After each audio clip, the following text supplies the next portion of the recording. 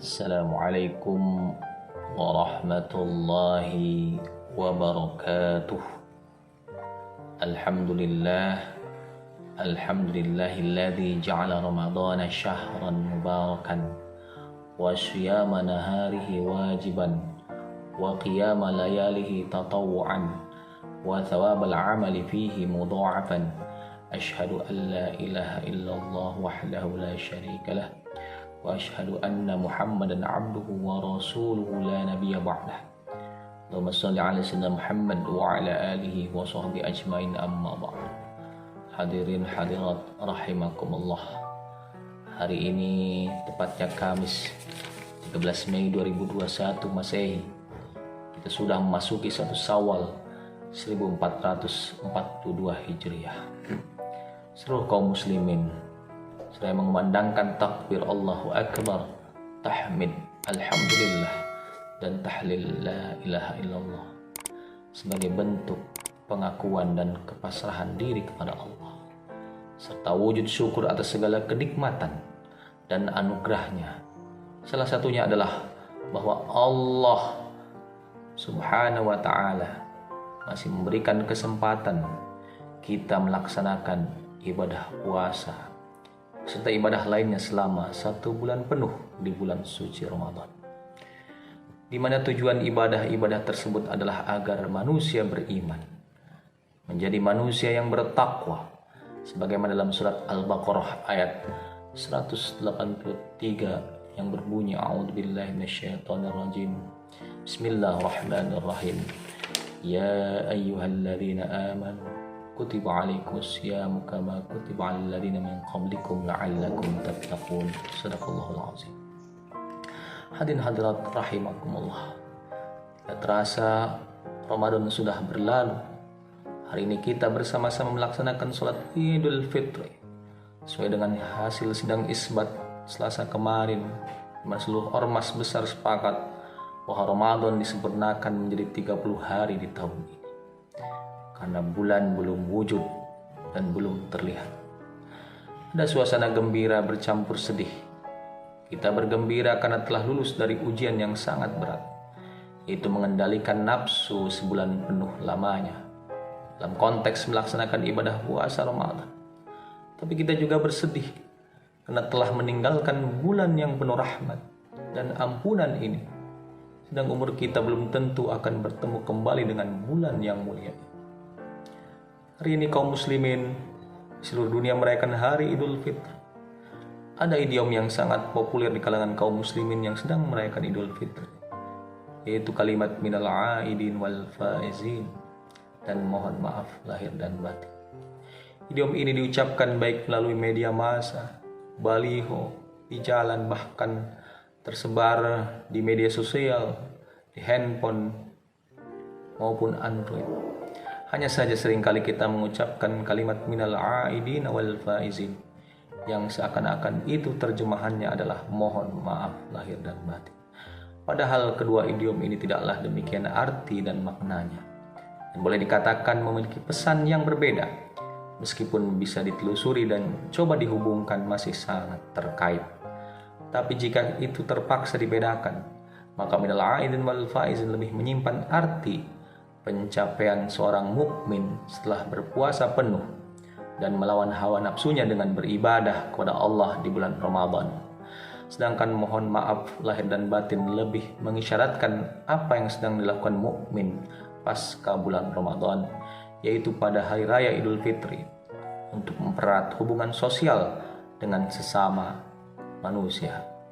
Maka minal aidin wal faizin, minal aidin berarti semoga kita termasuk ke dalam golongan orang-orang yang kembali pada kesucian, dan wal faizin semoga termasuk orang-orang yang memperoleh kemenangan, beruntung setelah berdamai dan saling memaafkan.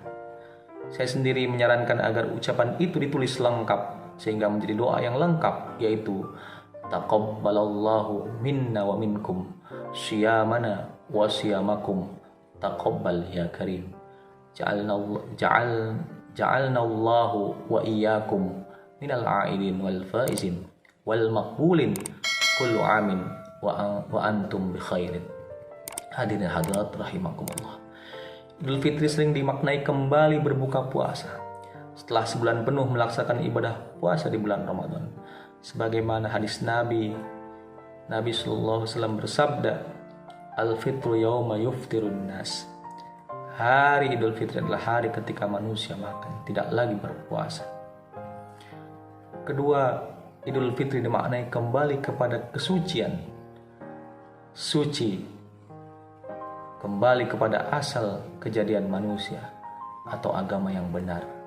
Maksudnya setiap orang yang berpuasa selama bulan Ramadan dengan iman dan ikhlas karena Allah akan diampuni segenap dosanya yang telah lampau, sehingga pada hari raya ini umat Islam kembali kepada fitrah, bagaikan bayi yang suci dan bersih dari segala dosa, kesalahan, kejelekan, dan keburukan. Sebagaimana hadis yang diriwayatkan Imam Bukhari yang berbunyi, kullu mauludin yuladu alal fitrah. Hadirin hadirat rahimakumullah. Pertanyaan sekarang adalah bagaimana caranya supaya kita menjaga kesucian itu.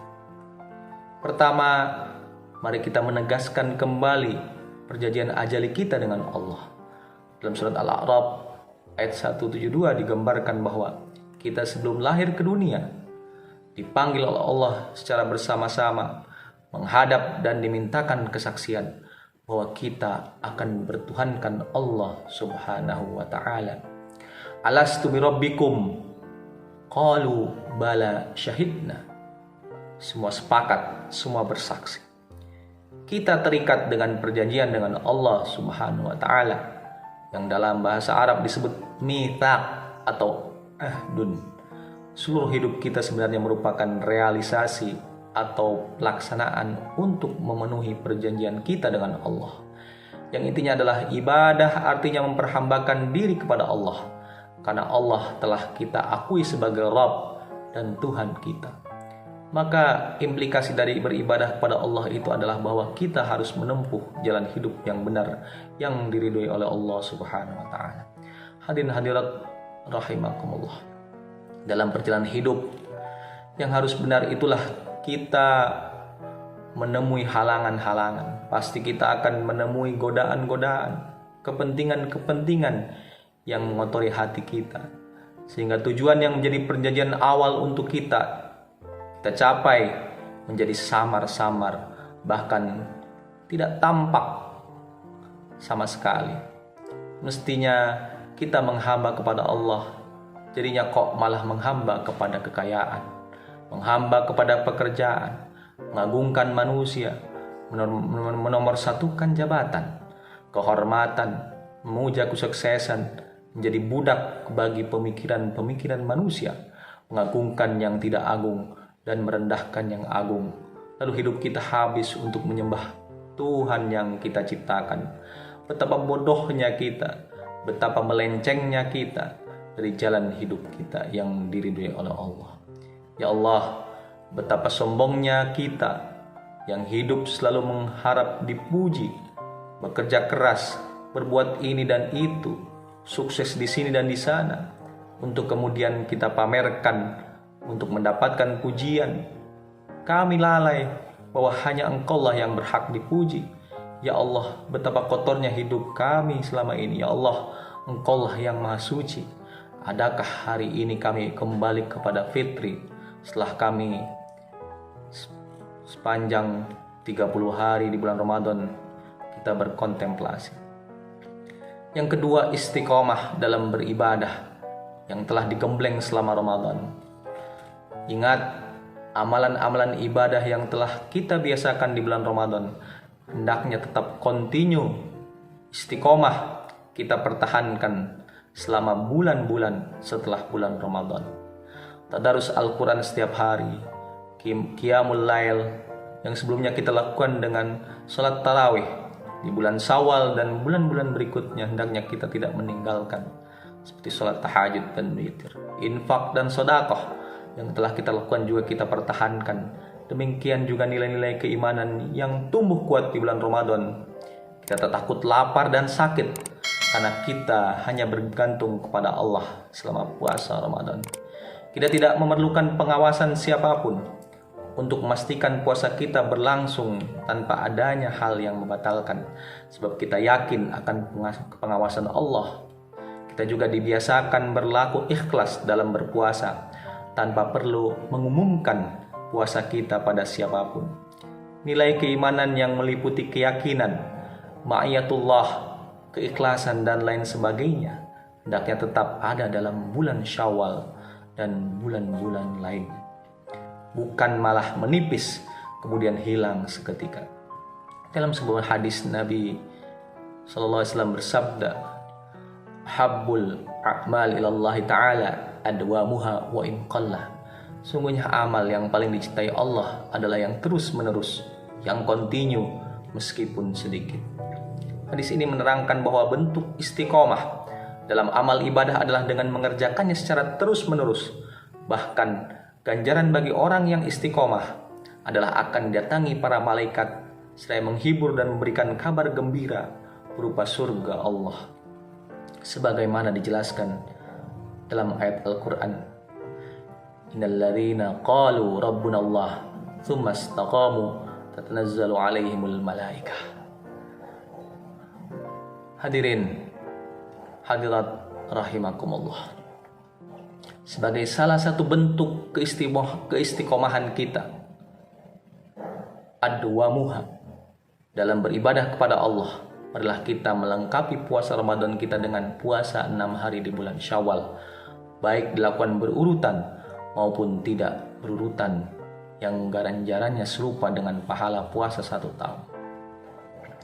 Hadirin hadirat rahimakumullah, yang ketiga adalah silaturahim atau halal bihalal. Meskipun pandemik ini kita dibatasi karena peraturan pemerintah yang tidak membolehkan untuk mudik, silaturahmi adalah salah satu yang agenda utama dalam momen Idul Fitri. Meskipun kita tidak bisa ketemu, bisa saja kita menggunakan teknologi, ada handphone, ya kan? Kita bisa tetap berkomunikasi. Yang penting adalah tujuan dari silaturahmi, menyambung tali kasih itu tidak putus terhadap keluarga, sanak saudara, tetangga, dan sebagainya. Dalam kehidupan ini, kita sebagai manusia pasti ada saja kekurangan dan kesalahan. Selain kepada Allah, seperti misalnya kurang tertib dalam beribadah, kita dapat saja langsung memohon ampun taubat kepada Allah, seraya memperbaiki mana yang kurang tertib dengan niat tidak akan mengulang kembali. Akan tetapi kalau kita mempunyai kesalahan kepada sesama manusia, taubatnya tidak cukup hanya kepada Allah, tapi harus memohon maaf kepada yang bersangkutan. Meminta atau memberi maaf bukan perbuatan mudah, meskipun sangat dianjurkan. Karena meminta maaf dan memaafkan itu perlu ada momentum, dan Lebaranlah momen yang paling tepat. Jika di hari lain belum mampu bermaaf-maafan dan menyambungkan apa yang telah putus, maka di saat Lebaran, ya, meskipun kita tidak bisa mudik, kita bisa bermaaf-maafkan.